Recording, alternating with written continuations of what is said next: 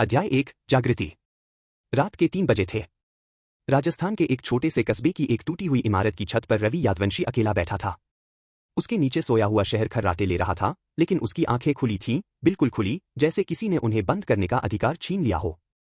20 साल का यह लड़का, जिसके पास न घर था, न परिवार, न कोई उम्मीद, बस एक जलती हुई आग थी सीने में, जो बुझने का नाम नहीं लेती थी। ठंडी रात की हवा उसके बालों से खेल रही थी। दूर कहीं कुत्ते भौंक रहे थे।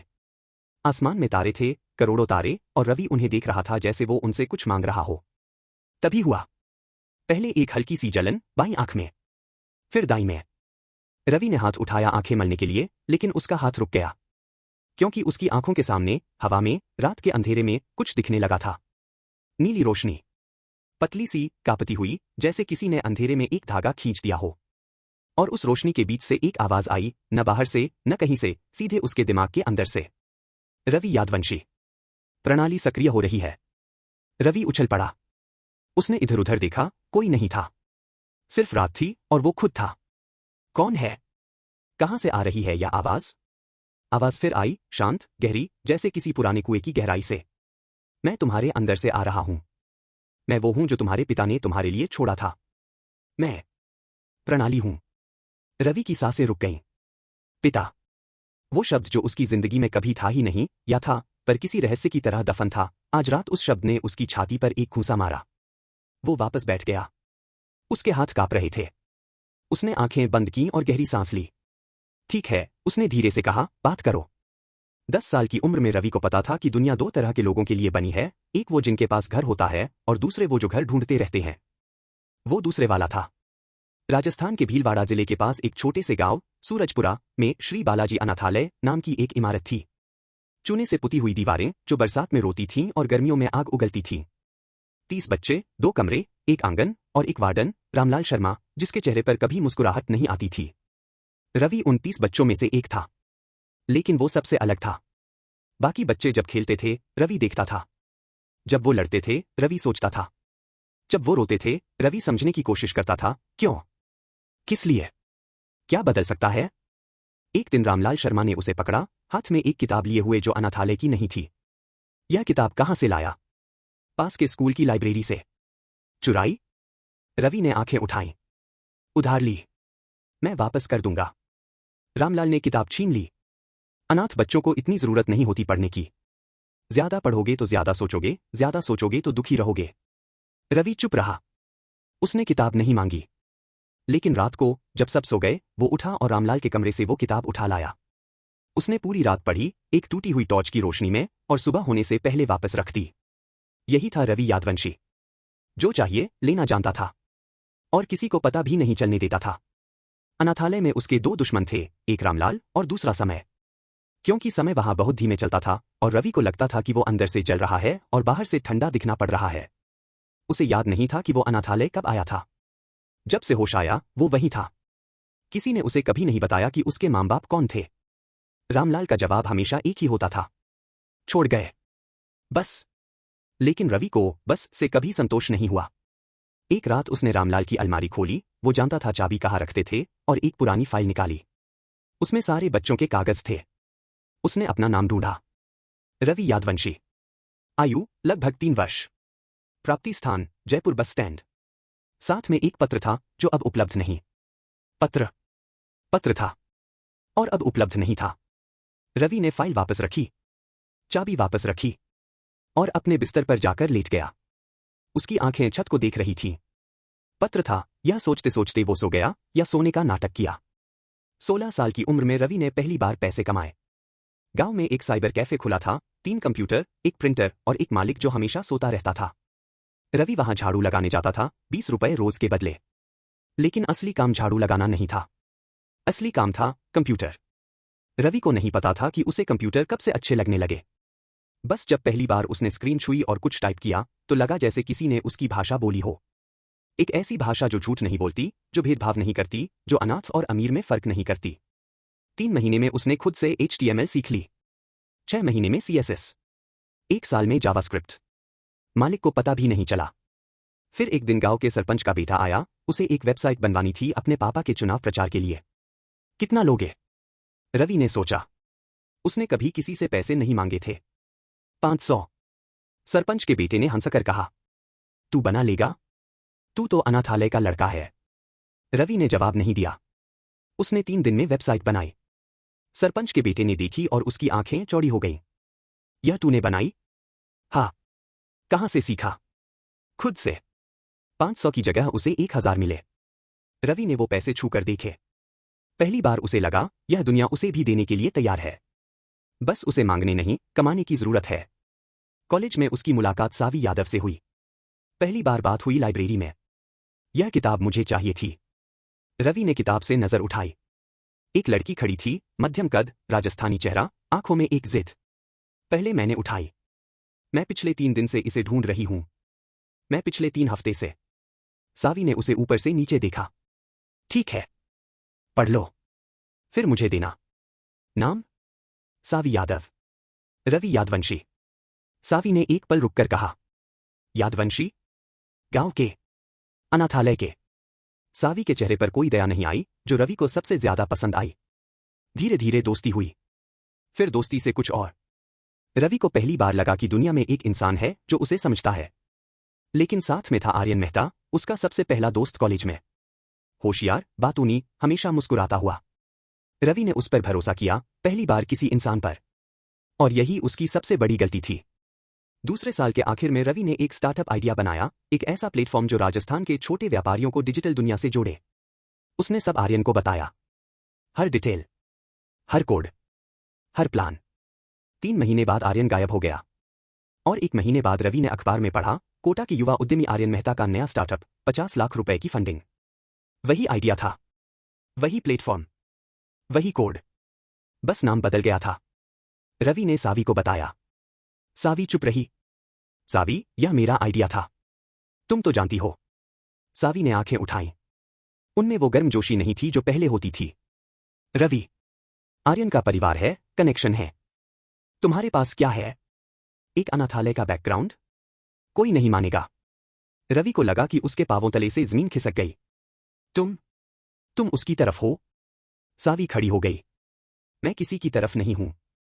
मैं बस सच बोल रही हूं। वो चली गई। रवि वहीं बैठा रहा, अकेला, जैसे अनाथालय में बैठता था। उस रात उसने खाना नहीं खाया। अगले हफ्ते सावी और आर्यन साथ दिखे। रवि समझ गया। दुनिया ने एक बार फिर उसे सिखाया, भरोसा करना सबसे महंगी गलती है। प्रणाली की आवाज उसे वापस लाई। रवि यादवंशी, क्या तुम तैयार हो? किसके लिए? उसके लिए जो तुम बनने वाले हो। रवि ने आंखें खोली। नीली रोशनी अभी भी थी। तुम कहते हो मेरे पिता ने तुम्हें भेजा। लेकिन मुझे नहीं पता मेरे पिता कौन थे। जानोगे। लेकिन पहले उठो। बहुत काम करना है। कौन सा काम? एक पल की चुप्पी। विक्रम सिंह राठौड़। रवि के हाथ रुक गए। वो नाम जो उसने कभी सुना था, कहीं से, किसी कोने से, आज रात सीधे उसके कानों में आया, जैसे एक जहरीला तीर। तुम उसे जानते हो? हाँ। और तुम्हें भी जानना होगा। क्योंकि उसका और तुम्हारा रिश्ता सिर्फ दुश्मनी का नहीं है, उससे भी पुराना है। क्या मतलब? प्रणाली ने जवाब नहीं दिया। इसकी जगह रवि की आंखों के सामने एक दृश्य आया, धुंधला सा, जैसे पानी में तस्वीर, एक आदमी, एक औरत, एक बच्चा और एक जलती हुई गाड़ी। फिर सब काला। यह क्या था? तुम्हारा अतीत। और वो आदमी? तुम्हारा भविष्य। रवि खड़ा हो गया। उसकी आंखों में पहली बार वो चमक आई जो बरसों से सोई पड़ी थी। एक ठंडी, शांत, खतरनाक चमक। ठीक है, उसने कहा, आसमान की तरफ देखते हुए, बताओ मुझे सब कुछ। मैं तैयार हूं। और उस रात, राजस्थान के एक छोटे से कस्बे की एक टूटी हुई इमारत की छत पर, रवि यादवंशी का असली जन्म हुआ। पहला जन्म था जब वो अनाथालय में आया था, टूटा हुआ, अधूरा, नाम के बिना। दूसरा जन्म आज था, जब उसे एक मकसद मिला। और इस बार, वो टूटने नहीं आया था। इस बार वो तोड़ने आया था। रात के 3:12 हुए थे। और रवि यादवंशी की कहानी अभी शुरू हुई थी। अध्याय 2, प्रणाली का पहला सबक।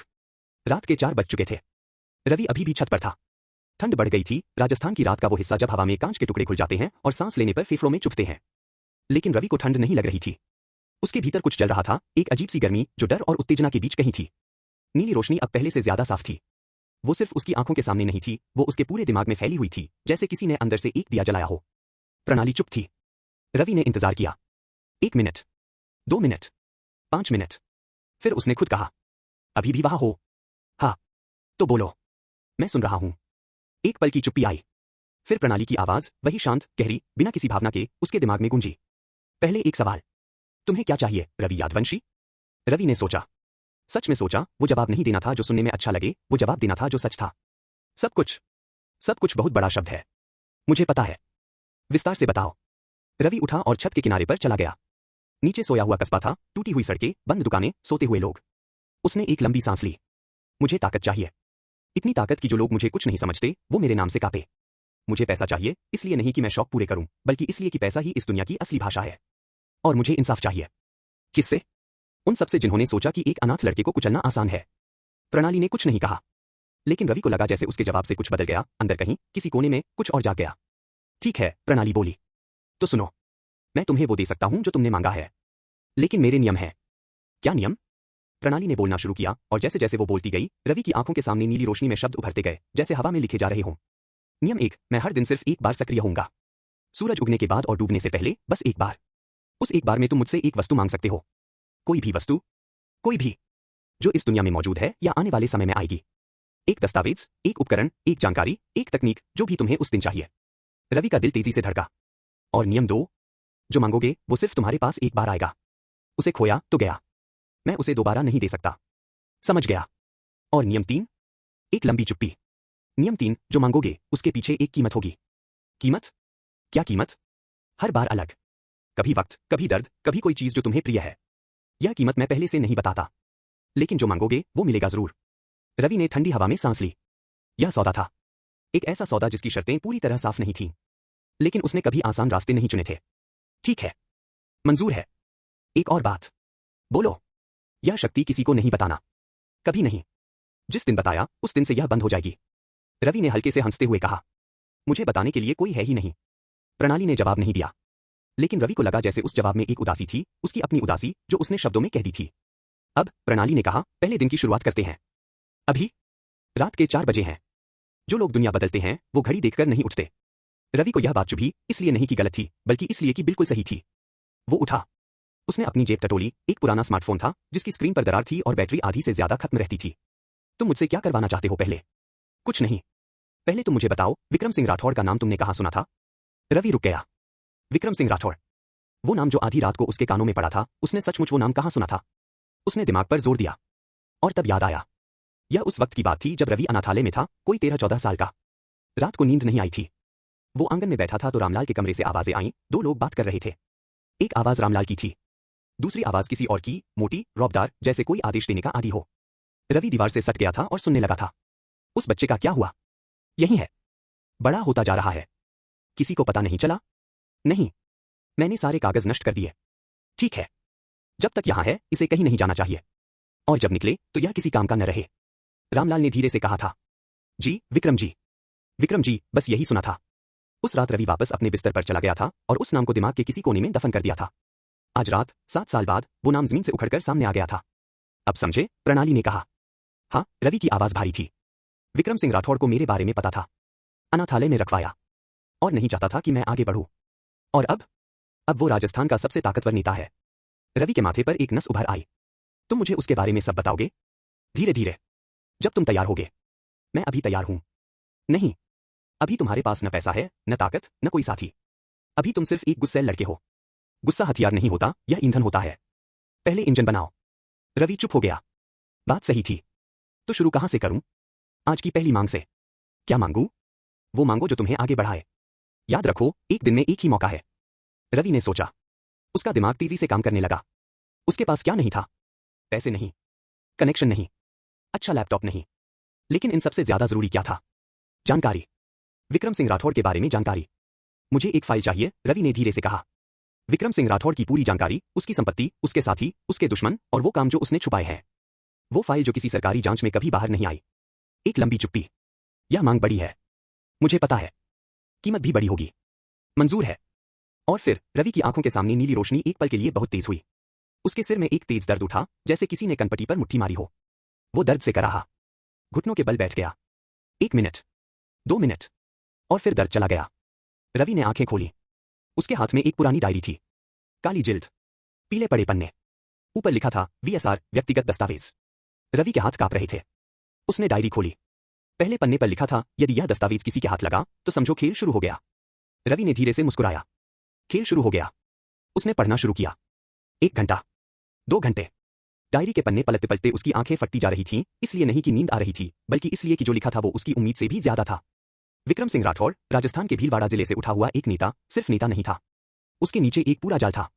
खनन माफिया, जमीन घोटाले, सरकारी ठेके और बीच बीच में कुछ और भी, कुछ ऐसा जो लिखा तो था लेकिन नामों के बजाय कोड में। एक जगह लिखा था YF disposed, child secured at BSB, YF BSB Balaji अनाथालय सूरजपुरा। रवि का हाथ रुक गया। YF यादवंशी फैमिली, उसके मां बाप, डिस्पोज्ड। यह शब्द उसके सीने में एक चाकू की तरह घुसा।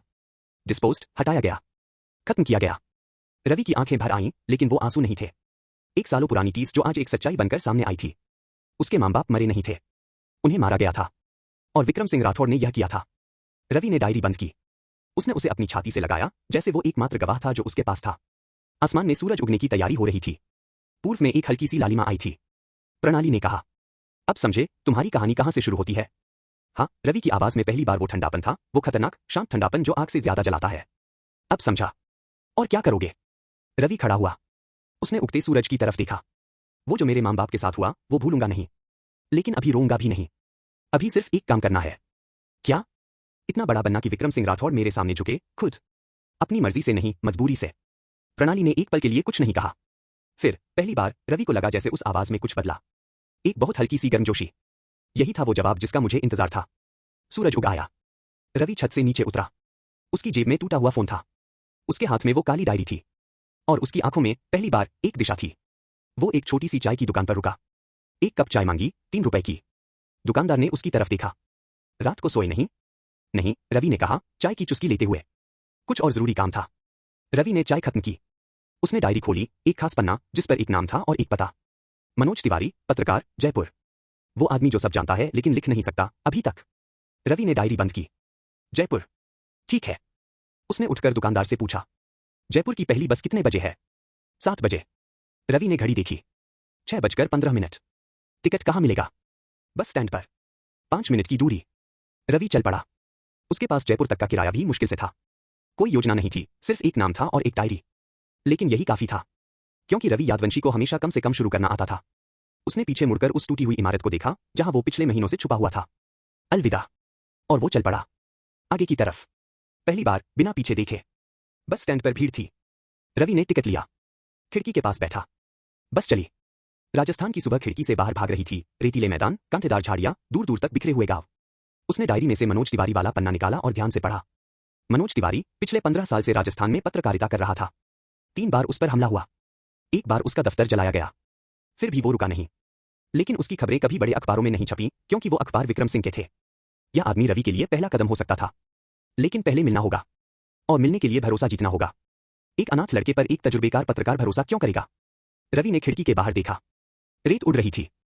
उसने मुस्कुराते हुए सोचा, इसीलिए तो मेरे पास डायरी है। बस जयपुर की तरफ भाग रही थी। और रवि यादवंशी, जिसकी जिंदगी में अब तक सिर्फ 2 वक्त था, पहली बार एक शिकारी की तरह बैठा था। ठंडा, शांत और बेहद खतरनाक। 3 घंटे बाद जब बस जयपुर के सिंधी कैंप बस स्टैंड पर रुकी, रवि को एहसास हुआ, यह वही जगह थी। प्राप्ति स्थान, जयपुर बस स्टैंड। वो कागज में लिखी वो लाइन जो उसने 7 साल पहले रामलाल की फाइल में पढ़ी थी। यहीं से शुरू हुई थी उसकी कहानी। किसी ने उसे यहां छोड़ा था या छुड़ाया था। रवि बस से उतरा। उसने एक गहरी सांस ली, जयपुर की उस सुबह की हवा में जो धूल और चाय और इंसानों की भीड़ से बनी थी। उसने फैसला किया, जब तक वो वापस यहां आए तो सबको पता होना चाहिए कि रवि यादवंशी कौन है। उसने बैग कंधे पर डाला और जयपुर की गलियों में कदम रखा। शहर ने उसे नहीं पहचाना अभी तक। अध्याय 3, मनोज तिवारी। जयपुर, गुलाबी शहर जिसे दुनिया रोमांस और राजसी वैभव के लिए जानती है।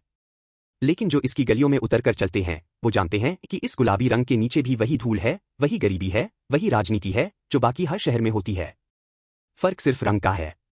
रवि यादवंशी के लिए जयपुर सुंदर नहीं था। यह एक युद्ध क्षेत्र था और वो अभी अभी उसमें उतरा था, बिना कवच के, बिना हथियार के, बस एक पुरानी काली डायरी और एक टूटे हुए फोन के साथ। बस स्टैंड से निकलते ही उसने फोन निकाला। उसने गूगल पर टाइप किया, मनोज तिवारी पत्रकार जयपुर। 3 नतीजे आए। पहला, एक पुराना ब्लॉग जो 5 साल पहले से अपडेट नहीं हुआ था। दूसरा, एक अखबार में छपा एक छोटा सा लेख। तीसरा, एक पुराना फेसबुक प्रोफाइल जो 3 साल से बंद था। रवि ने होंठ भींचे। यह आदमी जानबूझकर छुपा हुआ था और इसीलिए वो सही आदमी था। उसने ब्लॉग खोला। पुराने लेख थे, राजस्थान के खनन घोटालों पर, जमीन अधिग्रहण पर, पुलिस और नेताओं के गठजोड़ पर। लेखन तेज था, साफ था और हर लाइन में एक गुस्सा था जो काबू में था। आखिरी लेख था, राजस्थान का वो नेता जिसे कोई छू नहीं सकता। तारीख थी 6 साल पहले। रवि ने लेख पढ़ा। उसमें नाम नहीं था, बस एक वरिष्ठ नेता लिखा था। लेकिन हर लाइन, हर संकेत, सब विक्रम सिंह राठौड़ की तरफ इशारा करता था। और उसके बाद ब्लॉग बंद हो गया था। रवि समझ गया, इस लेख के बाद कुछ हुआ होगा। लेकिन चुप करना और तोड़ना दो अलग चीजें होती हैं। रवि को यकीन था, यह आदमी टूटा नहीं था। वो बस सही वक्त का इंतजार कर रहा था। ब्लॉग के अबाउट सेक्शन में एक पता था, चांदपोल बाजार, जयपुर। रवि ने ऑटो रिक्शा पकड़ा। चांदपोल बाजार पुराने जयपुर का हिस्सा था। संकरी गलियां, पुरानी हवेलियां, छोटी छोटी दुकानें। रवि उतरा।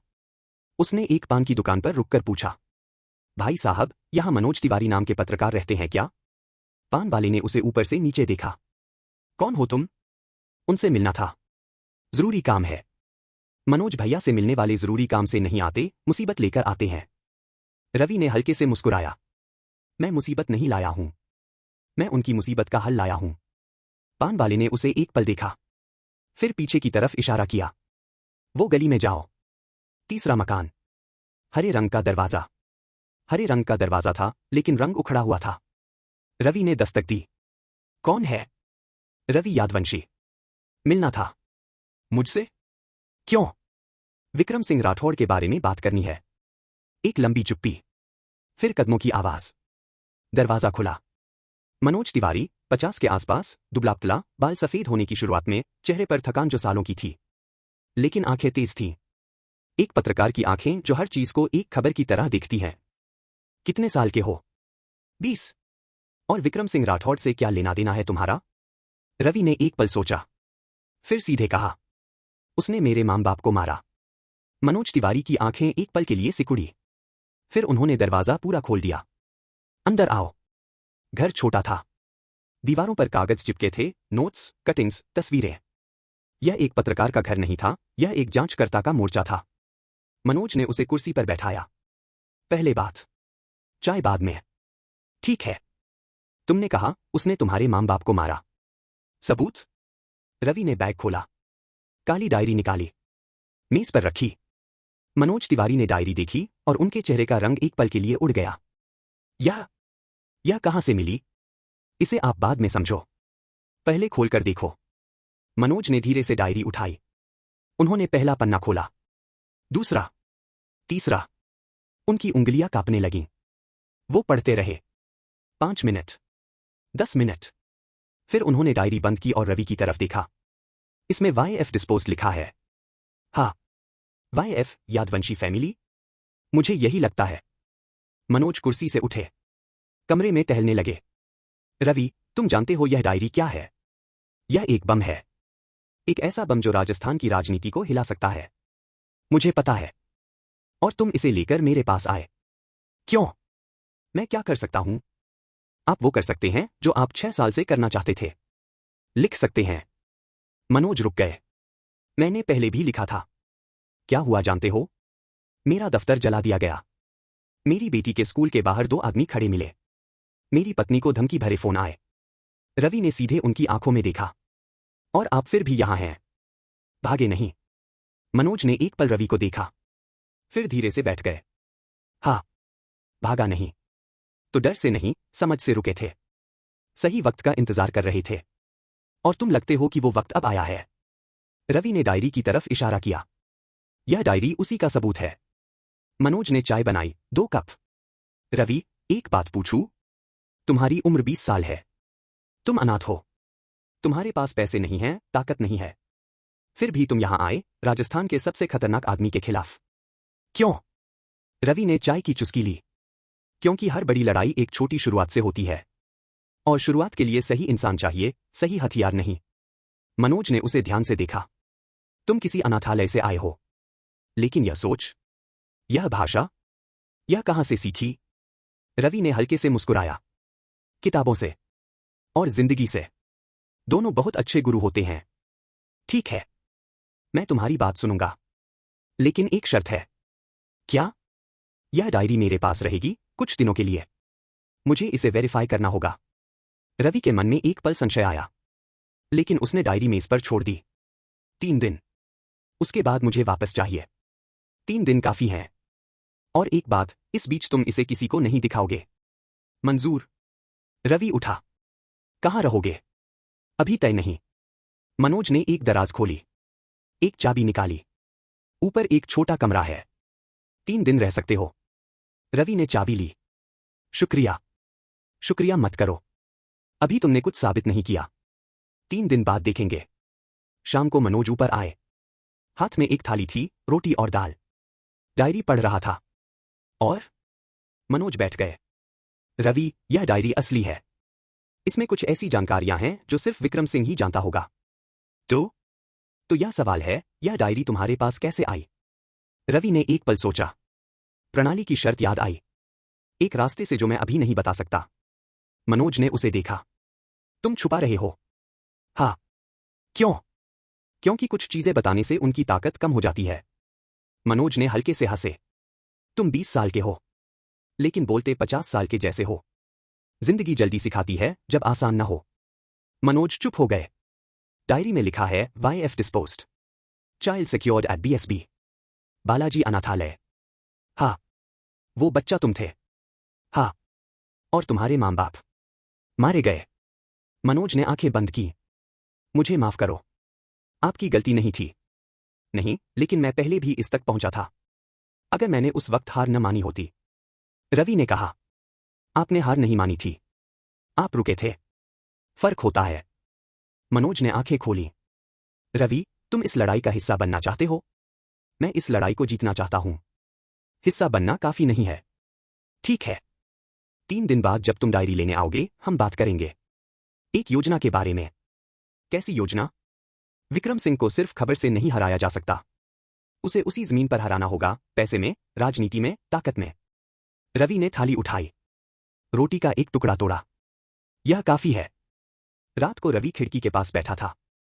जयपुर रात में अलग दिखता था, रोशनियां, आवाजें, एक पुराने शहर की सांसें। रवि ने सोचा, अगले दिन क्या मांगूं? उसने सोचा। डायरी में एक नाम था, IAS रघुनाथ प्रसाद। बहुत ज्यादा जानता है। यह आदमी कौन था?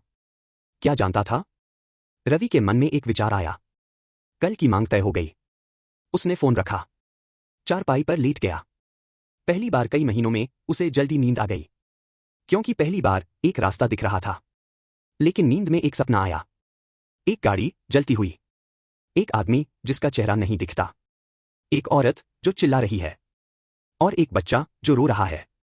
और दूर खड़ा एक आदमी जो देख रहा है। उसके चेहरे पर मुस्कुराहट है। रवि ने उस चेहरे को देखने की कोशिश की और तभी उस आदमी ने पलटकर उसकी तरफ देखा। रवि की नींद टूट गई। वो हाफ रहा था। उसके माथे पर पसीना था। उसने आंखें खोली। उसने मुट्ठी बंद की। उस सपने में जो चेहरा था, उसने देखा था। और वो चेहरा उसने पहले कहीं देखा था। और तब एक तस्वीर कौन थी? एक पुराना अखबार जो रामलाल के कमरे में दीवार पर चिपका था। विधायक विक्रम सिंह राठौड़ ने किया नए अस्पताल का उद्घाटन। वही चेहरा। रवि के दांत भिंच गए। वो उठा। खिड़की के पास गया। बाहर जयपुर सो रहा था। उसने धीरे से कहा, खुद से, आसमान से, या शायद उन मां बाप से जिन्हें उसने कभी देखा नहीं था, मैं आ रहा हूं। और शहर ने कोई जवाब नहीं दिया। लेकिन रवि को जवाब की जरूरत नहीं थी। उसका फैसला हो चुका था। अध्याय 4, IAS रघुनाथ प्रसाद। सुबह के 6 बजे थे। रवि की नींद टूट चुकी थी। रात वाले सपने के बाद वो दोबारा सो नहीं पाया था। वो खिड़की के पास बैठा रहा, जयपुर को जागते हुए देखता रहा। पहले दूध वाले आए, फिर अखबार वाले, फिर सुबह की नमाज के लिए जाते लोग, फिर स्कूल की तैयारी में भागते बच्चे। दुनिया अपनी रफ्तार से चल रही थी। रवि के लिए आज का दिन एक नई मांग का दिन था। प्रणाली अभी तक सक्रिय नहीं हुई थी। लेकिन रवि ने रात को ही तय कर लिया था कि आज क्या मांगना है। IAS रघुनाथ प्रसाद। वो नाम जो विक्रम सिंह की डायरी में था, बहुत ज्यादा जानता है। कोई इंसान अगर विक्रम सिंह जैसे ताकतवर आदमी को डराता है, तो उसके पास कुछ बड़ा जरूर होगा। रवि को वही चाहिए था। 7 बजे मनोज तिवारी ऊपर आए। हाथ में 2 कप चाय थी। सुबह हो गई। सोए नहीं? थोड़ा। मनोज ने एक कप रवि को दिया। खुद खिड़की के पास खड़े हो गए। रात को कुछ सोचा? हाँ। रघुनाथ प्रसाद के बारे में जानना है। मनोज की उंगलियां चाय के कप पर रुक गईं। रघुनाथ प्रसाद? तुम्हें यह नाम कैसे पता? डायरी में था। मनोज ने एक लंबी सांस ली और कुर्सी पर बैठ गए। रघुनाथ प्रसाद, IS बैच 1995। राजस्थान कैडर। बहुत होशियार अफसर था। ईमानदार भी, जो इस राज्य में बहुत दुर्लभ है। था? अब नहीं है। अब वो जयपुर से बाहर एक छोटे से जिले में तैनात है, धौलपुर। जानते हो क्यों? विक्रम सिंह ने भेजा होगा। हाँ। 5 साल पहले रघुनाथ प्रसाद ने भीलवाड़ा में एक खनन घोटाले की जांच शुरू की थी। जांच विक्रम सिंह तक पहुंच रही थी तो विक्रम सिंह ने ऊपर से दबाव डलवाया और रघुनाथ को ट्रांसफर करा दिया। लेकिन जांच दब गई। रवि ने चाय की चुस्की ली।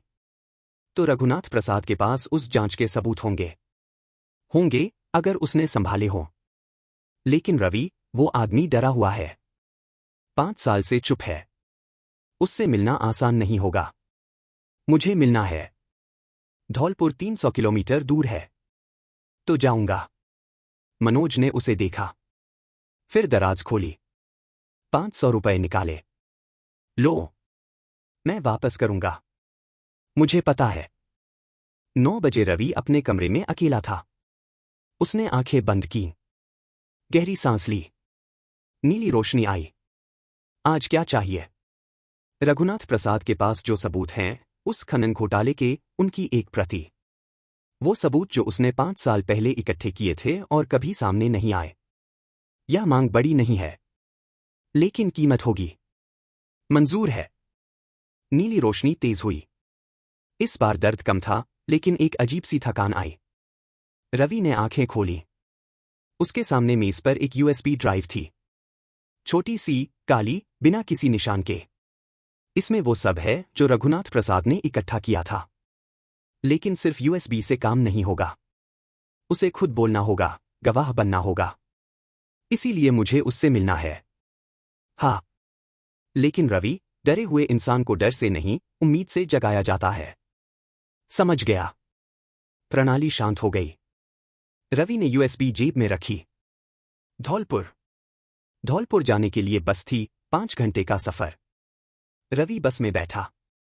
खिड़की के बाहर राजस्थान की रेत थी, वही रेत जो उसकी पूरी जिंदगी में थी।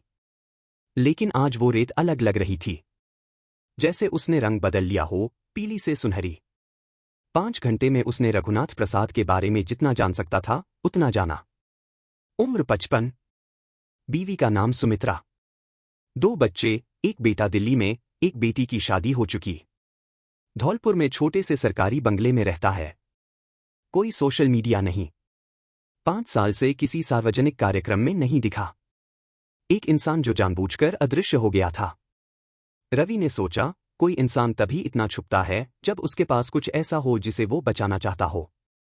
या तो परिवार, या सबूत, या दोनों। धौलपुर पहुंचते पहुंचते शाम हो गई। छोटा शहर, शांत। रवि एक चाय की दुकान पर रुका। भाई, रघुनाथ प्रसाद साहब का बंगला कहाँ है? IS अफसर हैं। सिविल लाइंस में। पहले चौराहे से बाईं तरफ। लेकिन वो किसी से नहीं मिलते। मुझसे मिलेंगे।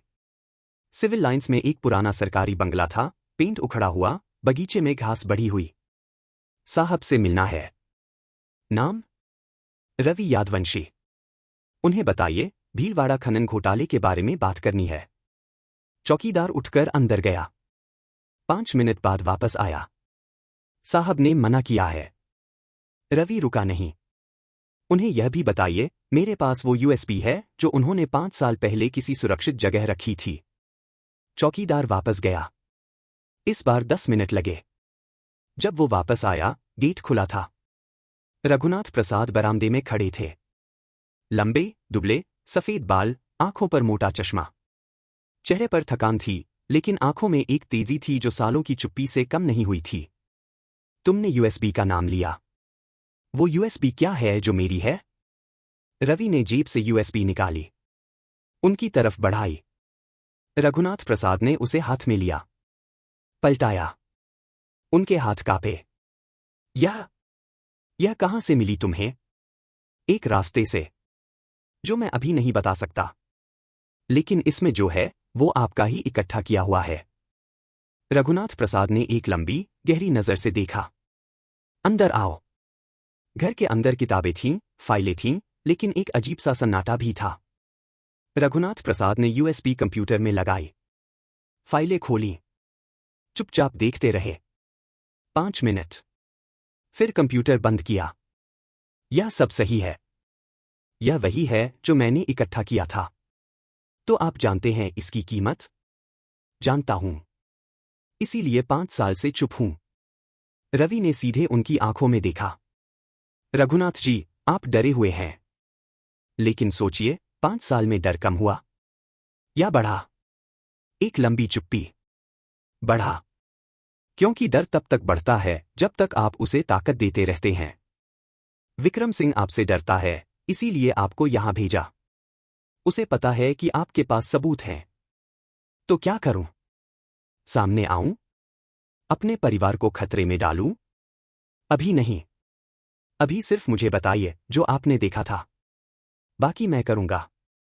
तुम एक लड़के हो। अकेले। बिना किसी ताकत के। आज हाँ, कल नहीं। रघुनाथ प्रसाद उठे। एक पुरानी अलमारी खोली। मोटी फाइल निकाली। यह मेरी असली फाइल है। यूएसबी में जो है वो तो एक हिस्सा है। यह सब है। यह मुझे दे दीजिए।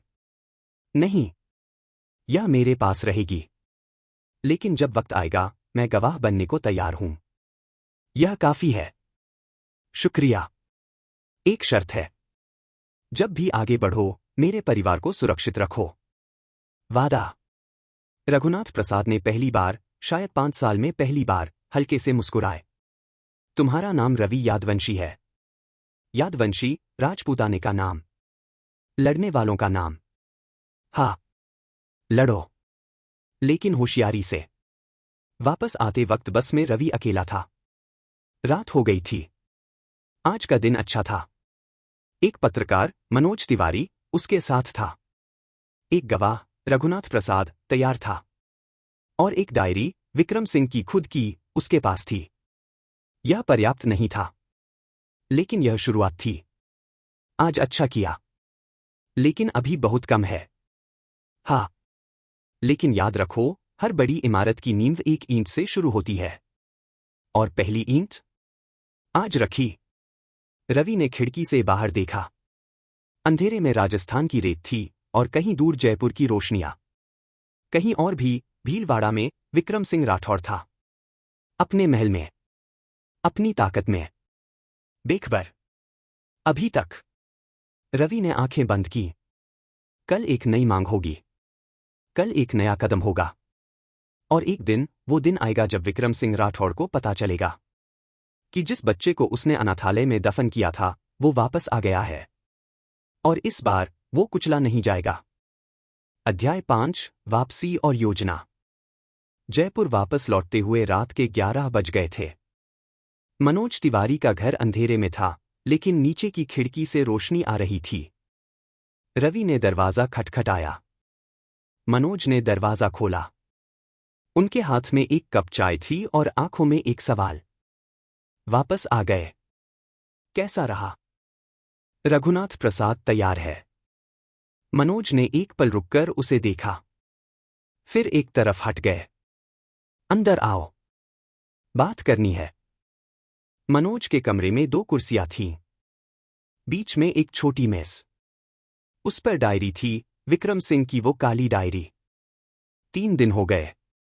मैंने यह डायरी पूरी पढ़ी। 2 बार। और यह डायरी अगर सही हाथों में पहुंचे, तो विक्रम सिंह की कुर्सी हिल सकती है। लेकिन रवि, इतना काफी नहीं है। मुझे पता है। डायरी, यूएसबी, रघुनाथ की गवाही, यह सब मिलाकर एक अच्छी खबर बन सकती है। लेकिन एक खबर से नेता नहीं गिरते। रवि ने कुर्सी पर आगे की तरफ झुककर पूछा। तो क्या चाहिए? 3 चीजें। पहली, पैसा। एक ऐसा प्लेटफॉर्म जो इस खबर को लाखों लोगों तक पहुंचाए, उसे बनाने में पैसा लगेगा। दूसरी, ताकत। कोई ऐसा इंसान जो राजनीति में हो, कानून में हो या मीडिया में हो। तीसरी, वक्त। विक्रम सिंह को अभी इस बात की भनक नहीं है। पैसे का इंतजाम मैं करूंगा। कैसे? तुम्हारे पास तो। मुझ पर छोड़ो। ताकत वाले इंसान के बारे में कोई नाम है? एक नाम है। वकील अनिल चौधरी। जयपुर हाईकोर्ट में प्रैक्टिस करता है। विक्रम सिंह का पुराना दुश्मन है। उससे मिलना होगा। हाँ, लेकिन पहले पैसे का जुगाड़ करो। रवि उठा। कल से शुरू करते हैं। रात को अपने कमरे में रवि बहुत देर तक सोचता रहा। पैसे, यह सबसे बड़ी समस्या थी। लेकिन एक तरीका था। उसकी असली ताकत थी उसका दिमाग। Computer, code. उसने फोन निकाला। freelancer.com खोला। 3 घंटे बाद उसने अपना प्रोफाइल बनाया था। और रात के 3 बजे पहला प्रोजेक्ट मिला। एक जयपुर की कंपनी को अपनी वेबसाइट का पूरा बैकएंड सिस्टम बदलवाना था। बजट था 15,000 रुपए। रवि ने बिड लगाई। सुबह होने से पहले जवाब आ गया। Project awarded. रवि ने फोन रखा। पहली बार कई महीनों में उसके चेहरे पर एक असली मुस्कान थी। अगले 2 दिन रवि ने काम में लगाए। दिन में प्रणाली से मांगता, कभी एक ऐसी तकनीक जो उसके काम को तेज करे।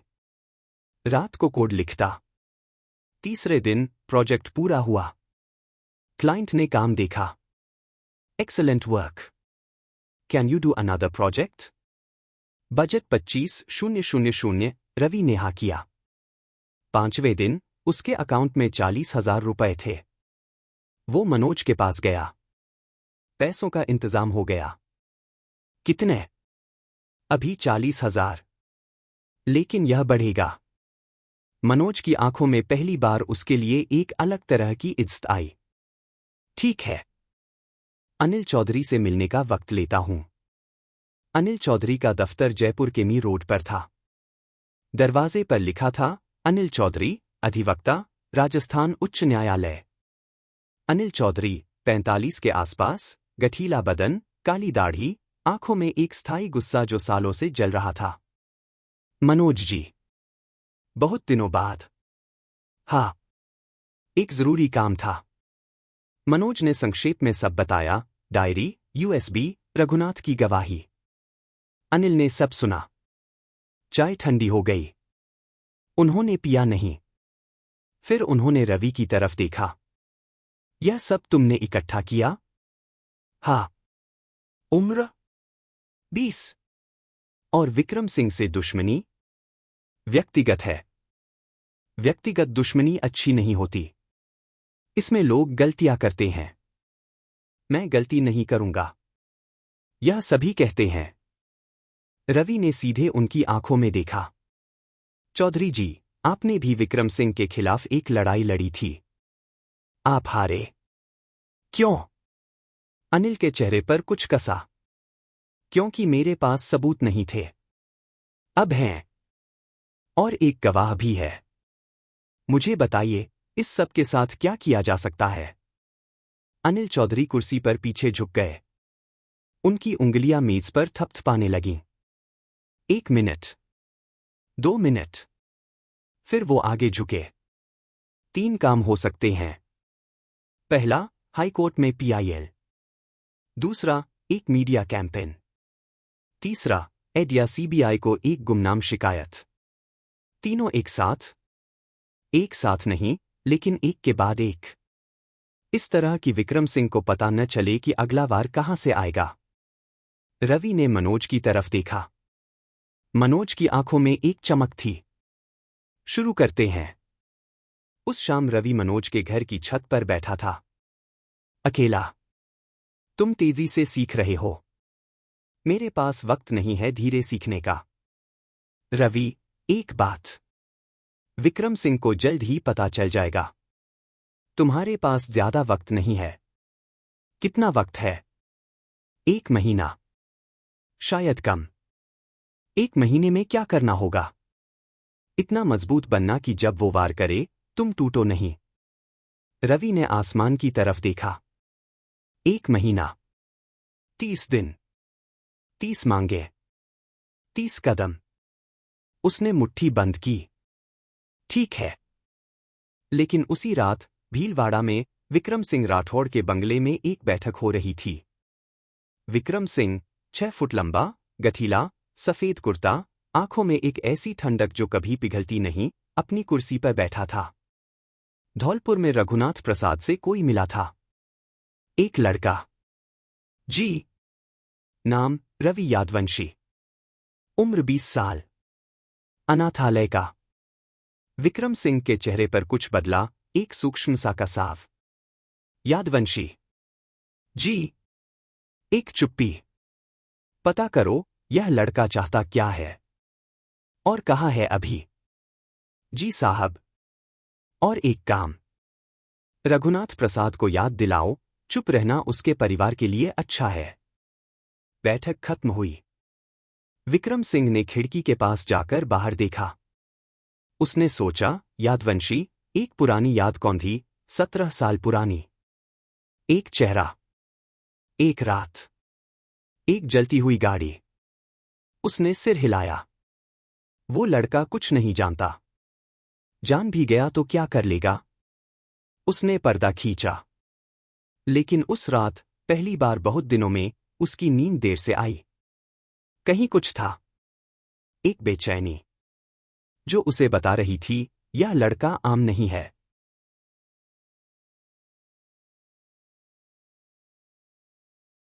अध्याय 6। पहली चोट। सुबह के 7 बजे थे जब मनोज का फोन बजा। रवि अभी उठा ही था, बालों में पानी लगाए, एक हाथ में ब्रश, दूसरे में फोन। नीचे से मनोज की आवाज आई, तेज, घबराई हुई। रवि, नीचे आओ। जल्दी। रवि ने ब्रश रखा। सीढ़ियां उतरा। मनोज फोन कान से लगाए खड़े थे। उनका चेहरा सफेद पड़ा हुआ था। वापस आ गए। कैसा रहा? रघुनाथ प्रसाद का फोन था। आज सुबह उसके बेटे को दिल्ली में किसी ने रोका, 2 आदमी। उन्होंने कुछ नहीं किया, बस एक संदेश दिया। क्या संदेश? चुप रहो, वरना अगली बार सिर्फ संदेश नहीं आएगा। रवि के जबड़े कस गए। विक्रम सिंह को पता चल गया था और उसने पहली चाल चल दी थी। रवि ने तुरंत सोचा। विक्रम सिंह ने रघुनाथ के बेटे को निशाना बनाया था, यह एक चेतावनी थी। अगर रघुनाथ डर गया तो गवाह गया। रघुनाथ जी को अभी फोन करो। कहो, घबराए नहीं। बेटे को 1 हफ्ते के लिए कहीं और भेज दें। और अगर वो डर गए तो? नहीं डरेंगे। मैंने उनकी आंखें देखी हैं। मनोज ने फोन किया। 5 मिनट बाद रखा। रघुनाथ जी ने कहा, वो डरे नहीं है, लेकिन थोड़ा और वक्त चाहिए। ठीक है, लेकिन हमें भी तेज होना होगा। मनोज जी, अनिल चौधरी को आज ही बुलाओ। पीआईएल कब तक दाखिल हो सकती है? 10-12 दिन का काम है। 5 दिन में करवाओ। रवि, पीआईएल जल्दी में दाखिल करोगे तो कमजोर रहेगी। कमजोर पीआईएल से काम नहीं चलेगा। लेकिन पीआईएल के साथ साथ मीडिया की तैयारी भी शुरू करो। कोई एक पत्रकार जो भरोसेमंद हो। एक नाम है देवयानी सिंह। दिल्ली में एक ऑनलाइन न्यूज पोर्टल चलाती है। विक्रम सिंह का उस पर कोई असर नहीं। संपर्क करो। उस दिन 3 बातें हुईं। पहली, अनिल चौधरी आए। पीआईएल की तैयारी शुरू हुई। रवि ने यूएसबी की कॉपी उन्हें दी। यह बहुत मजबूत है। हाई कोर्ट इसे नजरअंदाज नहीं कर सकता। कब तक? 7 दिन। दूसरी, मनोज ने देवयानी सिंह को फोन किया। जब मनोज ने डायरी का जिक्र किया, उनकी आवाज बदल गई। कब मिल सकते हैं? 3 दिन में जयपुर आ सकती हूं। तीसरी, प्रणाली। रवि ने उस दिन की मांग सोची थी। विक्रम सिंह के आदमी जयपुर में थे। उसने आंखें बंद की। नीली रोशनी आई। आज क्या चाहिए? एक ऐसी तकनीक, एक सॉफ्टवेयर जो मुझे बताए कि मेरे आसपास कौन मुझे ट्रैक कर रहा है। यह मांग तकनीकी है। कीमत होगी। मंजूर। इस बार दर्द तेज था। जब आंखें खुलीं, उसके फोन पर एक नया ऐप था। बस एक नीला वृत्त। उसने खोला। सक्रिय निगरानी, 2 स्रोत। रवि की सांस रुकी। 2 लोग उसे ट्रैक कर रहे थे। पहला स्रोत, उसका पुराना फोन नंबर। दूसरा स्रोत, मनोज के घर का पता। रवि नीचे आया। मनोज जी, आपके घर का पता कितने लोगों को पता है? कुछ पुराने साथी। और पान वाला भाई। रवि ने ऐप खोला। पान वाले की दुकान की दिशा में एक सिग्नल था। वो समझ गया। पान वाला विक्रम सिंह का आदमी था। मनोज जी, हमें यह घर छोड़ना होगा। आज। क्या? यह तो मेरा। जानता हूं। लेकिन अगर हम यहां रहे, तो कल तक विक्रम सिंह के आदमी दरवाजा खटखटाएंगे। कहां जाएंगे? अनिल चौधरी के दफ्तर में कोई जगह है? मनोज के एक पुराने दोस्त, सुरेश, के सी स्कीम वाले घर में जाने की बात हुई। आधे घंटे में बात हो गई।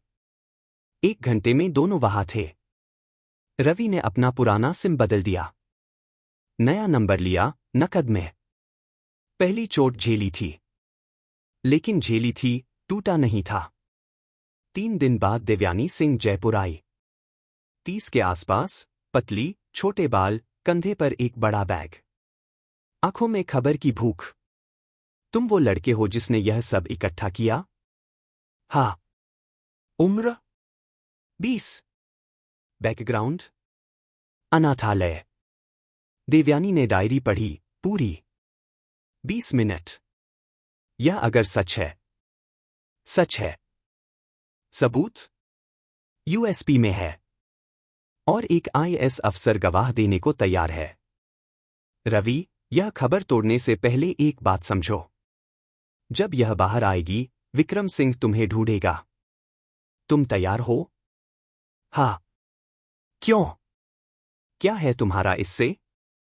उसने मेरे मां बाप को मारा। और मुझे एक अनाथालय में बंद करवाया। आज मैं वो चुनौती हूं।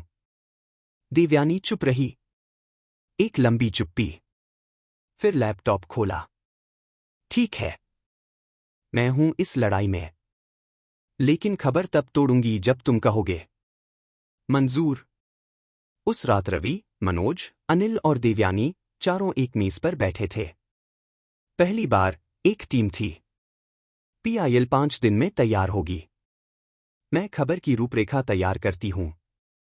जब पीआईएल दाखिल हो, उसी दिन खबर टूटेगी। रघुनाथ प्रसाद वीडियो बयान देंगे। रवि ने सबकी बात सुनी। एक बात और।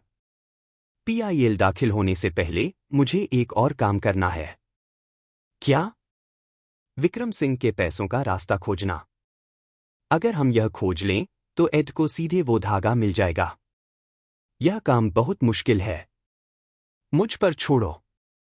रात को सबके जाने के बाद रवि अकेला था। प्रणाली। हाँ। कल की मांग। विक्रम सिंह राठौड़ के सारे बेनामी बैंक खाते। एक चुप्पी। यह बहुत बड़ी मांग है। हाँ। कीमत बड़ी होगी। बताओ। यह कीमत तुम अभी नहीं दे सकते। यह कीमत बाद में लेंगे, जब तुम इसे दे सकोगे। मतलब? मतलब, यह एक उधार है। क्या होगी कीमत? अभी नहीं बता सकता। रवि ने एक लंबी सांस ली। अनजानी कीमत। यह खतरनाक था। लेकिन उसके पास कोई और रास्ता नहीं था। मंजूर है। नीली रोशनी बहुत तेज हुई। दर्द भी ज्यादा था। जब खुला, लैपटॉप पर एक फाइल थी। VSR_financial_network.pdf। रवि ने फाइल खोली। 17 बेनामी कंपनियां। 11 बैंक खाते। 4 राज्यों में संपत्तियां। और एक विदेशी खाते का नाम, जो सब कुछ एक जगह जोड़ता था। यह वो धागा था। यह वो हथियार था। उसने फाइल सेव की, लैपटॉप बंद किया और सोने से पहले एक बात सोची। प्रणाली ने कहा था, उधार कोई चीज लेनी होगी, कोई ऐसी चीज जो उसे प्रिय हो। वो क्या हो सकती है जब उसके पास था ही क्या? उसे नहीं पता था, और यही सबसे बड़ा डर था। अध्याय 7, सावी। यह रवि को उम्मीद नहीं थी। 12 दिन हो गए थे जयपुर में। पीआईएल की तैयारी चल रही थी। देवयानी खबर की रूपरेखा बना रही थी। अनिल दिन रात कागजों में डूबे थे। मनोज रघुनाथ प्रसाद से लगातार संपर्क में थे। और रवि हर रात कोड लिखता था, हर दिन प्रणाली से एक नई चीज मांगता था, और हर सुबह यह देखता था कि वो कल से थोड़ा और आगे है। लेकिन उस दिन सुबह जब वो बाजार से लौट रहा था, उसने उसे देखा। सावी यादव, मी रोड के एक कैफे के बाहर, एक हाथ में कॉफी, दूसरे में फोन। वही चेहरा, वही राजस्थानी नयन नक्श, वही आंखें जो हमेशा कुछ ढूंढती रहती थीं। रवि के कदम रुक गए। सीना भारी हो गया। 1.5 साल हो गए थे जब आर्यन ने उसका सब छीन लिया था और सावी ने उसका साथ दिया था। उसे जाना चाहिए था, लेकिन उसके पाँव नहीं हिले। सावी ने ऊपर देखा। उनकी नजरें मिलीं। सावी के चेहरे पर पहले हैरानी आई, फिर कुछ और। वो उठी, उसकी तरफ आई। रवि। सावी। एक अजीब सी चुप्पी। तुम यहां? जयपुर में? हाँ। कुछ काम था। कब से हो? 2 हफ्ते। सावी ने उसे ऊपर से नीचे देखा। रवि की आंखों में कुछ था जो पहले नहीं था, एक तेजी, एक दिशा। तुम ठीक हो? रवि ने हल्के से हंसा, लेकिन वो हंसी पहुंची नहीं आंखों तक। हाँ। रवि, मुझे पता है जो हुआ वो। सावी। रवि ने उसे बीच में रोका, शांत आवाज में, बिना गुस्से के। जो हुआ वो हो गया। मुझे उस बारे में बात नहीं करनी। सावी चुप हो गई। एक लंबी चुप्पी। आर्यन और मैं। मुझे नहीं जानना। रवि, वो तुम्हारा था। मुझे पता था। मैंने गलत किया। रवि ने उसकी आंखों में देखा। वहां सच था। यह वो जानता था। लेकिन सच जानने से दर्द कम नहीं होता। सावी, अब मेरे पास वक्त नहीं है पुरानी बातों के लिए। वो मुड़ा, चल दिया। 3 कदम। और तब सावी ने कहा, रवि, आर्यन मुसीबत में है। रवि के कदम रुक गए। वो पलटा। क्या? आर्यन का स्टार्टअप, जो उसने तुम्हारे आइडिया से बनाया था, वो डूब रहा है। और अब विक्रम सिंह राठौड़ के आदमी उसके पास आए हैं। रवि की आंखें सिकुड़ी। विक्रम सिंह? हाँ। उन्होंने आर्यन को एक ऑफर दिया है, उनकी कंपनियों का डेटा मैनेज करने का। लेकिन रवि, यह सिर्फ बिजनेस नहीं है। कैसे पता? आर्यन ने मुझे बताया। वो डरा हुआ है। ऑफर ठुकरा नहीं सकता, क्योंकि पैसा नहीं है। रवि ने सोचा। विक्रम सिंह एक टेक स्टार्टअप को क्यों चाहेगा? डेटा के लिए। कौन सा डेटा? जो उसके घोटालों को छुपाने में काम आए। तुम मुझे यह क्यों बता रही हो? क्योंकि मुझे लगता है तुम कुछ कर सकते हो। और क्योंकि मैं जानती हूं कि तुम विक्रम सिंह के बारे में कुछ जानते हो। यह तुम्हें कैसे पता? तुम्हारी आंखें, जब मैंने उसका नाम लिया, तुम्हारी आंखों में कुछ बदला। रवि ने सांस ली। वो लड़की अभी भी उसे पढ़ लेती थी। यही उससे सबसे ज्यादा तकलीफदेह था। आर्यन से मिलवाओ। सावी ने हैरानी से देखा। सच में? हाँ। लेकिन यह मत सोचना कि मैंने माफ कर दिया।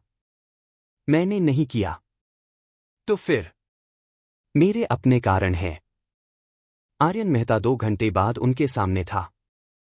बदल गया था। वो मुस्कुराहट, जो हमेशा उसके चेहरे पर रहती थी, अब नहीं थी। उसने रवि को देखा, और एक पल के लिए उसकी आंखों में शर्म आई।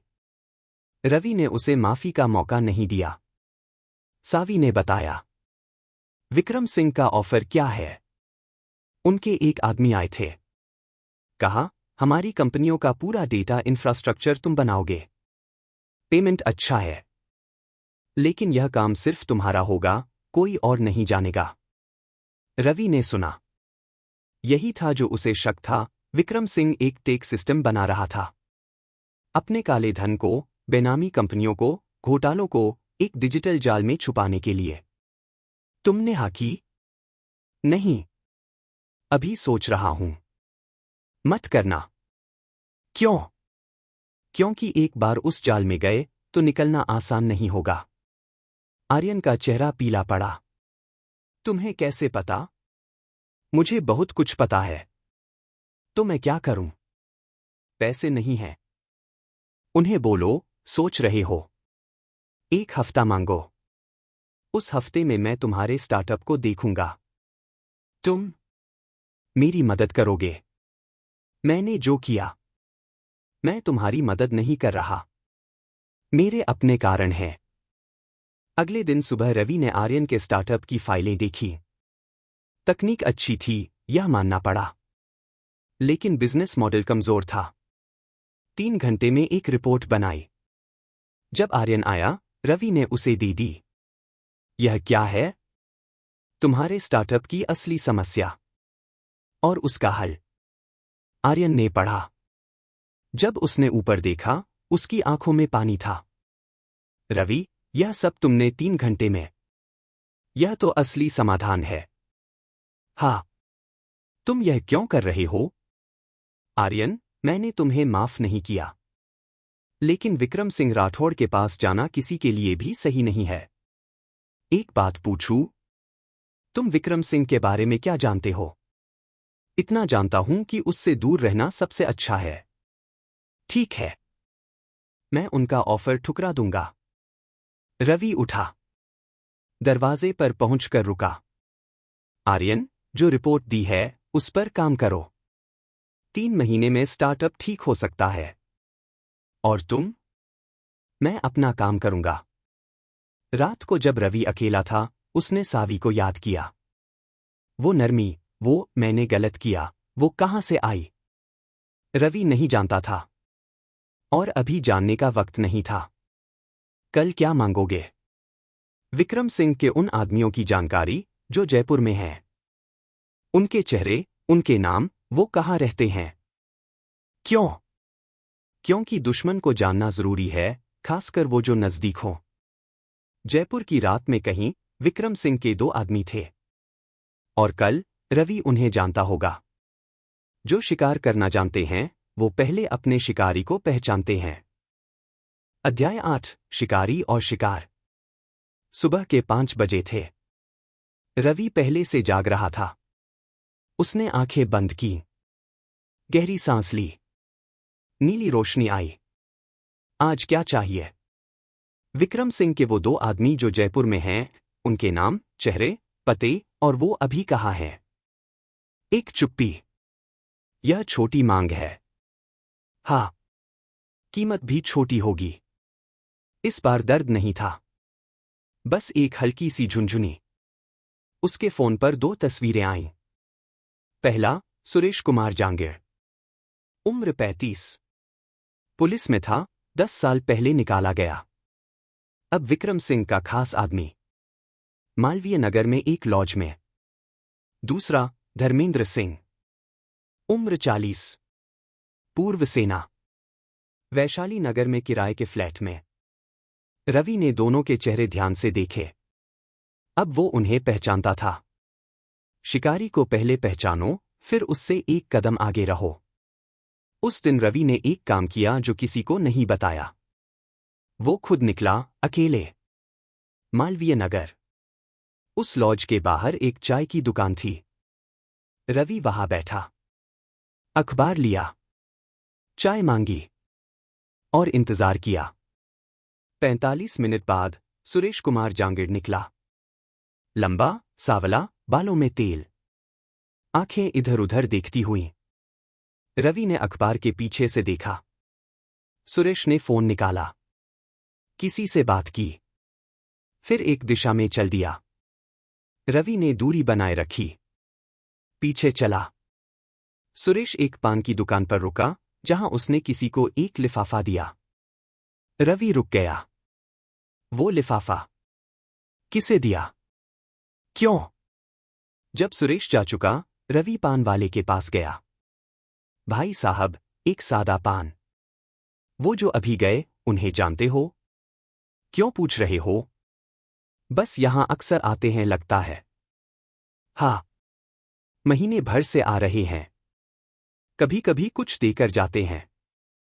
रवि चला गया।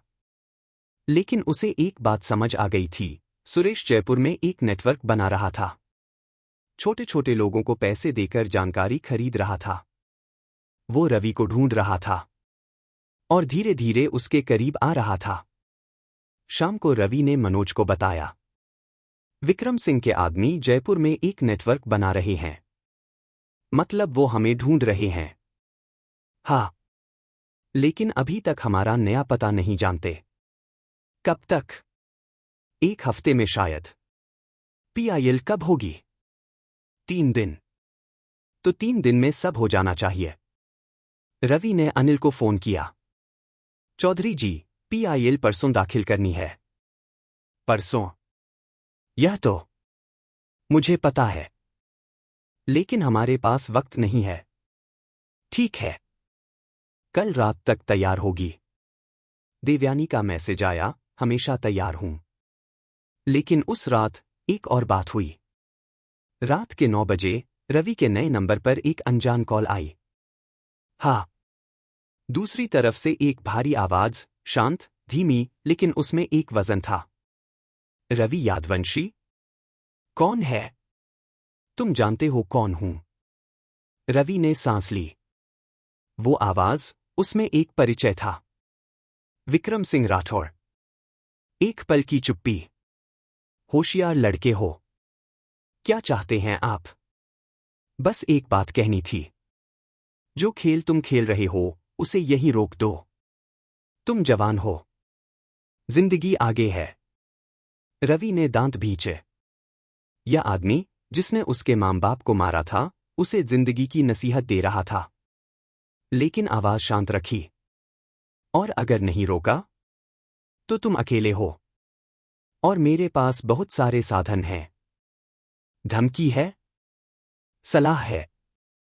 विक्रम जी, मैं आपसे एक सवाल पूछना चाहता हूं। पूछो।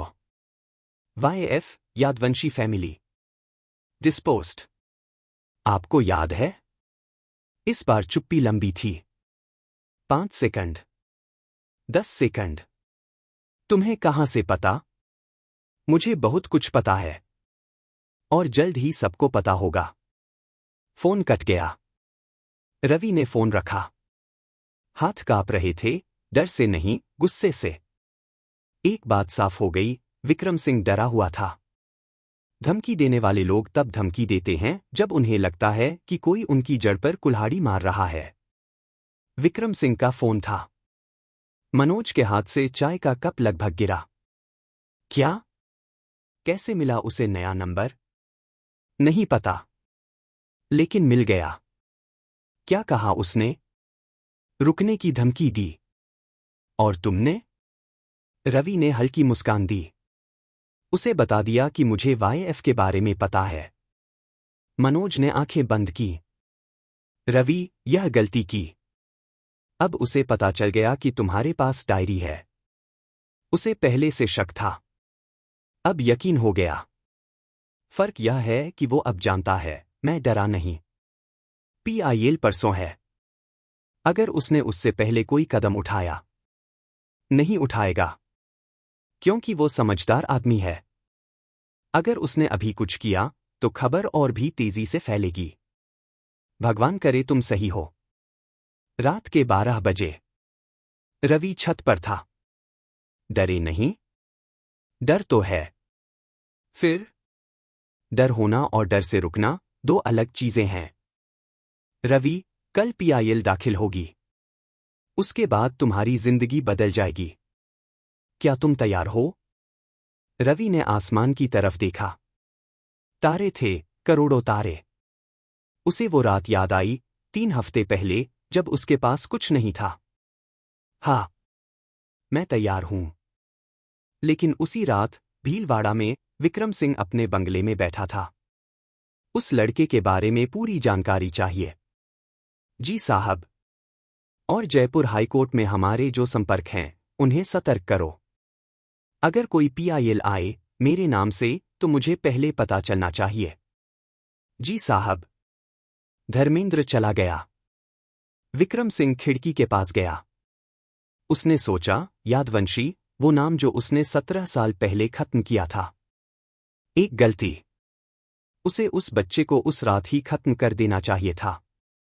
विक्रम सिंह के चेहरे पर एक ठंडी, खतरनाक मुस्कुराहट आई। रवि यादवंशी, तुम समझते हो तुम शिकारी हो। लेकिन असली शिकारी कौन है, यह जल्द पता चलेगा।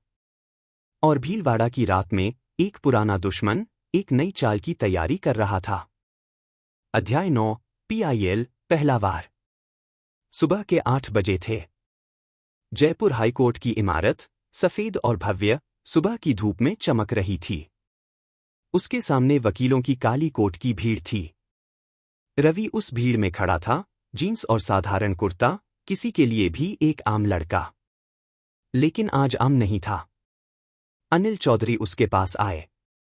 हाथ में एक मोटी फाइल, पीआईएल की फाइल। तैयार हो? हाँ। रवि, एक बार अंदर जाने के बाद पीछे नहीं हट सकते। मुझे पता है। विक्रम सिंह के वकील हाईकोर्ट में हैं। वो इस पीआईएल को रोकने की कोशिश करेंगे। करने दो। अनिल ने उसे एक पल देखा। फिर फाइल कसकर पकड़ी। चलो। हाईकोर्ट के अंदर एक अलग दुनिया थी। ऊंची छतें, लंबे गलियारे, लकड़ी की बेंचें। अनिल ने पीआईएल दाखिल करने की प्रक्रिया शुरू की। काउंटर पर फाइल जमा हुई। एक नंबर मिला। एक तारीख। पीआईएल दाखिल हो गई। अगली सुनवाई 10 दिन बाद है। 10 दिन बाद मतलब 10 दिन तक विक्रम सिंह को तैयारी का वक्त मिलेगा। यह तो होगा ही। लेकिन पीआईएल में जो सबूत हैं, वो इतने मजबूत हैं कि रोकना आसान नहीं होगा। पीआईएल दाखिल हुई, यह पहला वार था। अब दूसरा। उसी दोपहर देवयानी सिंह ने अपने न्यूज पोर्टल पर खबर डाली। शीर्षक था, राजस्थान के वरिष्ठ नेता पर खनन घोटाले का आरोप, हाईकोर्ट में पीआईएल दाखिल। साथ में था रघुनाथ प्रसाद का वीडियो बयान। मैंने यह जांच खुद की थी। सबूत थे। लेकिन दबाव में मुझे चुप करा दिया गया। आज मैं कह रहा हूं, वो सब सच था। खबर छपी। और वो हुआ जो होता है जब एक सच्ची खबर सही वक्त पर आती है। वो फैलने लगी। 2 घंटे में 50,000 व्यूज। 4 घंटे में 2 लाख। शाम तक 5 लाख। ट्विटर पर hashtag Rajasthan mining scam. Ravi अपने लैपटॉप पर यह सब देख रहा था। पहली बार उसे लगा कि यह लड़ाई सिर्फ उसकी नहीं रही। यह अब बड़ी हो गई थी। लेकिन भीलवाड़ा में विक्रम सिंह का फोन बज रहा था। एक के बाद एक। विक्रम सिंह ने सब फोन काट दिए। धर्मेंद्र सिंह सामने था। साहब, खबर निकल गई। देख रहा हूं। क्या करें? पहला काम, उस पत्रकार का पोर्टल। उसे बंद करवाओ। जी। दूसरा काम, जयपुर हाईकोर्ट के जज, उनसे संपर्क करो। जी साहब। तीसरा काम, रघुनाथ प्रसाद। उसे चुप कराओ। और वो लड़का, रवि यादवंशी? विक्रम सिंह ने एक पल सोचा। उसे अभी मत छुओ। पहले बाकी 3 काम करो। रात के 10 बजे देवयानी का मैसेज आया। रवि, पोर्टल डाउन हो गया। रवि ने तुरंत जवाब दिया। घबराओ मत। मैं नया सर्वर बनाता हूं। आधे घंटे में एक नया सर्वर था, एक ऐसे देश में होस्ट जहां भारतीय कानून का असर नहीं। देवयानी ने खबर दोबारा डाली। इस बार नाम के साथ। विक्रम सिंह राठौड़, राजस्थान के वरिष्ठ नेता, पर खनन घोटाले का आरोप। और अब पोर्टल डाउन होने की खबर भी जुड़ गई। खबर छपते ही पोर्टल पर साइबर हमला, कौन नहीं चाहता यह सच सामने आए। 10 लाख व्यूज। रवि ने लैपटॉप बंद किया, मुस्कुराया। जब दुश्मन तुम्हारी खबर दबाने की कोशिश करे तो वो खुद खबर बन जाता है। लेकिन उसी रात एक और मोर्चा खुला। रवि, रघुनाथ प्रसाद का फोन आया। उनके बेटे को दिल्ली में पकड़ लिया गया है, झूठे ड्रग्स केस में। कौन सा केस? ड्रग्स। कहते हैं उसके पास मिला। रघुनाथ जी ने क्या कहा? वो टूट रहे हैं। कह रहे हैं, बेटे को छुड़वाओ, मैं सब वापस ले लूंगा। उन्हें बोलो, कुछ मत करें, मैं देखता हूं। रवि, तुम क्या करोगे? मनोज जी, मुझ पर भरोसा करो। 1 घंटा। रवि ने लैपटॉप खोला। प्रणाली। आज की मांग अभी तक नहीं की थी। प्रणाली। हाँ। रघुनाथ प्रसाद के बेटे पर जो झूठा केस लगाया गया है, उसे साबित करने वाले सबूत। एक लंबी चुप्पी। यह मांग बड़ी है, मुझे पता है। कीमत होगी। मंजूर। इस बार दर्द बहुत तेज था। पूरे शरीर में एक झटका। 1 मिनट, 2 मिनट, फिर सब शांत। उसके लैपटॉप पर एक पीडीएफ थी। सीसीटीवी फुटेज, जिसमें एक पुलिसवाला खुद विकास की जेब में कुछ रखता दिख रहा था। एक व्हाट्सएप चैट, लड़के को फंसाओ, बाप चुप हो जाएगा, और एक बैंक ट्रांजैक्शन। रवि ने अनिल को रात के 12 बजे फोन किया।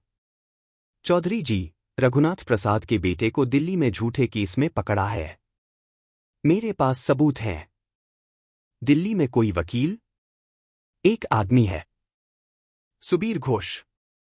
अभी फोन करो, मैं सबूत भेजता हूं। सुबह के 3 बजे दिल्ली में एक वकील थाने के दरवाजे पर था। 5 बजे विकास प्रसाद बाहर था। 7 बजे रघुनाथ प्रसाद का फोन आया। रवि, बेटे को छुड़ा दिया। कैसे? रघुनाथ जी, अब और मजबूत रहना होगा। मैं तैयार हूं। रवि ने फोन रखा। प्रणाली ने कहा, आज की कीमत चुका दी। क्या थी कीमत? तुम्हारी 3 साल की उम्र। रवि रुक गया। मतलब तुम्हारी जिंदगी से 3 साल कम हो गए। एक लंबी चुप्पी। रवि ने धीरे से कहा, ठीक है। बस एक इंसान की जिंदगी बचाने के लिए 3 साल, यह सौदा मंजूर है। प्रणाली चुप रही। शायद यह जवाब उसने भी नहीं सोचा था। उस दिन दोपहर को एड ने कहा, हम खबर का संज्ञान ले रहे हैं। अनिल चौधरी का फोन आया। रवि, एड ने संज्ञान लिया। बहुत बड़ी बात है।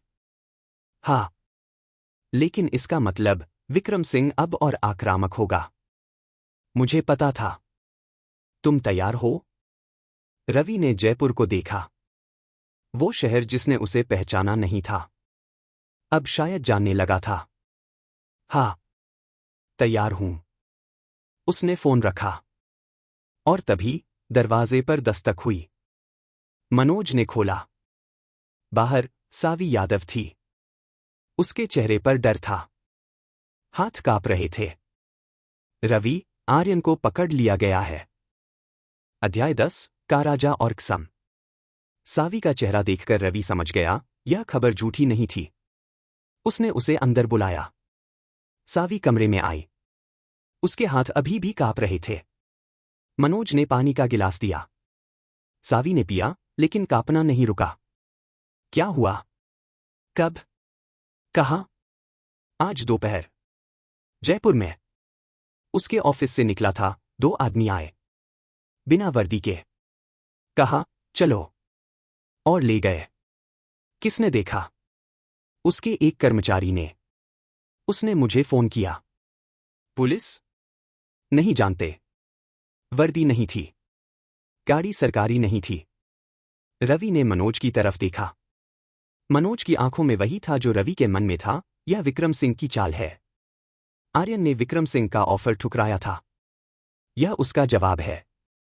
रवि ने एक पल सोचा।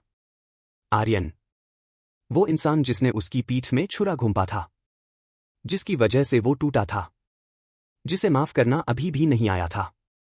लेकिन आर्यन को विक्रम सिंह के आदमियों ने इसीलिए उठाया था क्योंकि उसने रवि की सलाह मानी थी। अगर रवि ने उस दिन कुछ न कहा होता, अगर आर्यन ने विक्रम सिंह का ऑफर मान लिया होता, तो आज वो सुरक्षित होता। यह रवि की जिम्मेदारी थी, चाहे उसे पसंद हो या न हो। सावी, आर्यन का फोन कहाँ है अभी? बंद है। उसके ऑफिस में कोई और था जिसने कुछ देखा? एक लड़की थी, प्रिया। उसने गाड़ी का नंबर याद किया था। नंबर क्या था? सावी ने फोन निकाला, नंबर पढ़ा। रवि ने नोट किया, फिर लैपटॉप खोला। प्रणाली। आज की मांग अभी बाकी थी। प्रणाली। हाँ। गाड़ी नंबर AJ14CX4471। यह गाड़ी किसकी है और इस वक्त कहाँ है? एक छोटी सी चुप्पी, एक हल्की झुंझुनी और जवाब। गाड़ी एक प्राइवेट फर्म के नाम पर रजिस्टर्ड। फर्म का मालिक विक्रम सिंह का एक करीबी। और जीपीएस लोकेशन जयपुर के बाहर अजमेर रोड पर एक फार्म हाउस। मिल गया। रवि उठा। कहाँ जा रहे हो? अजमेर रोड। एक फार्म हाउस। अकेले? हाँ। रवि, यह पागलपन है। वहां विक्रम सिंह के आदमी होंगे। जानता हूं। तो फिर क्यों जा रहे हो? क्योंकि आर्यन वहां मेरी वजह से है।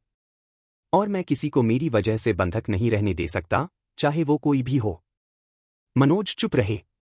सावी ने कहा, मैं भी चलती हूं। नहीं। रवि, आर्यन मेरा। सावी। रवि ने शांत लेकिन पक्की आवाज में कहा, तुम यहां रहोगी। अगर कुछ गलत हुआ तो मनोज जी को मेरा बताया हुआ सब याद होगा। तुम उनकी मदद करोगी। सावी ने उसे देखा। उसकी आंखों में एक सवाल था जो उसने पूछा नहीं। रवि ने जवाब नहीं दिया। वो बाहर निकल गया। रात के 9 बजे थे। अजमेर रोड पर अंधेरा था, शहर से बाहर निकलते ही रोशनियां कम हो जाती हैं। रवि ने एक ऑटो लिया, फिर 1 किलोमीटर पहले उतर गया। बाकी रास्ता पैदल।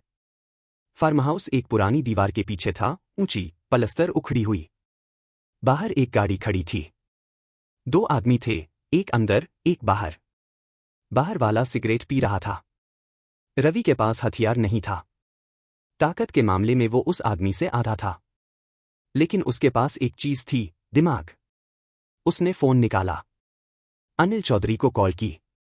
चौधरी जी, अजमेर रोड पर एक फार्म हाउस में एक आदमी को अवैध रूप से बंधक बनाया गया है। गाड़ी का नंबर है, यह फर्जी कंपनी के नाम है जो विक्रम सिंह से जुड़ी है। आप पुलिस को गुमनाम शिकायत कर सकते हो। अभी? रात को? अभी? इमरजेंसी है। ठीक है। 10 मिनट। रवि ने फोन रखा। अब इंतजार। 15 मिनट बाद दूर से एक पुलिस की गाड़ी दिखी। बाहर वाला आदमी सतर्क हो गया। उसने अंदर फोन किया। कुछ हलचल हुई। और तभी फार्म हाउस का दरवाजा खुला। 2 आदमी निकले। उनके साथ आर्यन था, हाथ बंधे हुए, चेहरे पर एक खरोंच। लेकिन जीवित। पुलिस की गाड़ी रुकी। आदमियों ने भागने की कोशिश की, लेकिन ज्यादा दूर नहीं जा सके। रवि दूर खड़ा देखता रहा। 1 घंटे बाद आर्यन बाहर था। पुलिस ने उसका बयान लिया। रवि ने अंधेरे से कदम बाहर रखा। आर्यन ने उसे देखा। एक पल। फिर आर्यन की आंखें भर आईं। रवि, तुम यहां। चलो। रवि ने बस इतना कहा। आर्यन के पास शब्द नहीं थे। वो चल दिया। वापस आते वक्त रिक्शे में आर्यन बहुत देर तक चुप रहा। रवि, तुमने यह क्यों किया? क्योंकि तुम वहां मेरी वजह से थे। लेकिन मैंने जो किया था तुम्हारे साथ। आर्यन। रवि ने उसे देखा। जो तुमने किया था वो गलत था। मैं अभी भी यही मानता हूं। तुमने मेरा आइडिया चुराया, मेरा भरोसा तोड़ा। लेकिन किसी की गलती का मतलब यह नहीं कि उसे किसी दूसरे की लड़ाई में मोहरा बनाया जाए। विक्रम सिंह ने तुम्हें मेरे खिलाफ इस्तेमाल किया। यह मंजूर नहीं था। आर्यन ने सिर झुका लिया। शुक्रिया। शुक्रिया की जरूरत नहीं। लेकिन एक काम करो। क्या? जो तुमने देखा आज रात वो याद रखो। और अगर कभी जरूरत पड़ी तो बयान देने को तैयार रहो। हाँ, जरूर। घर वापस आने पर सावी दरवाजे पर खड़ी थी। उसने आर्यन को देखा और उसकी आंखों में जो राहत आई वो असली थी। रवि अंदर चला गया। सावी ने उसे रोका। रवि। रवि रुक गया। पलटा नहीं। शुक्रिया। एक चुप्पी। इसकी जरूरत नहीं। रवि अंदर चला गया। सावी वहीं खड़ी रही। उसने कुछ और नहीं कहा। लेकिन उसकी आंखों में कुछ था जो शब्दों से बड़ा था। रात के 2 बज गए थे। रवि चारपाई पर लेटा था, लेकिन नींद नहीं आ रही थी। उसने सोचा, आज क्या हुआ? PIL दाखिल हुई। खबर फैली। एड ने संज्ञान लिया। रघुनाथ के बेटे को छुड़ाया। आर्यन को छुड़ाया। और अपनी जिंदगी से 3 साल दे दिए। यह सब एक दिन में। प्रणाली ने कहा। रवि। हाँ। तुमने आज बहुत कुछ किया। असली लड़ाई अभी शुरू हुई है। मुझे पता है। 10 दिन बाद PIL की सुनवाई है। विक्रम सिंह उस तक पहुंचने की कोशिश करेगा। और हम उसे रोकेंगे। कैसे? उस जज के बारे में जानना होगा जो सुनवाई करेगा। अगर विक्रम सिंह उस तक पहुंचा है तो हमें पहले से पता होना चाहिए। और अगर पहुंच गया है तो हम उसे एक्सपोज करेंगे। एक भ्रष्ट जज की खबर एक भ्रष्ट नेता की खबर से भी बड़ी होती है।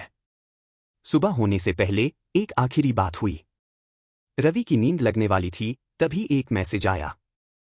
अनजान नंबर से। एक ही लाइन। तुम्हारे मां का नाम सुमन यादवंशी था। तुम्हारे बाप का अमर यादवंशी। वो लड़ाई जो तुम लड़ रहे हो वो उन्होंने भी शुरू की थी। 17 साल पहले। और इसीलिए मारे गए। रवि उठ गया। उसने नंबर पर कॉल की। लग नहीं रही थी। सुमन यादवंशी। अमर यादवंशी। उसके मां और बाप के नाम जो उसे कभी नहीं पता थे। उसकी आंखें भर आईं पहली बार। अब तक वो रोया नहीं था। लेकिन अब उन 2 नामों ने उसके भीतर कुछ तोड़ दिया। एक अच्छे तरीके से। जैसे बरसों से बंद एक दरवाजा खुला हो। उसने आंखें पोंछीं। फिर उसने लिखा, उस अनजान नंबर पर। कौन हो तुम? जवाब आया। एक दोस्त। जो तुम्हारे मां बाप को जानता था। जब तुम तैयार होगे मिलेंगे। और नंबर बंद हो गया। रवि उस मैसेज को देखता रहा। सुमन यादवंशी। अमर यादवंशी। वो लड़ाई जो तुम लड़ रहे हो वो उन्होंने भी शुरू की थी।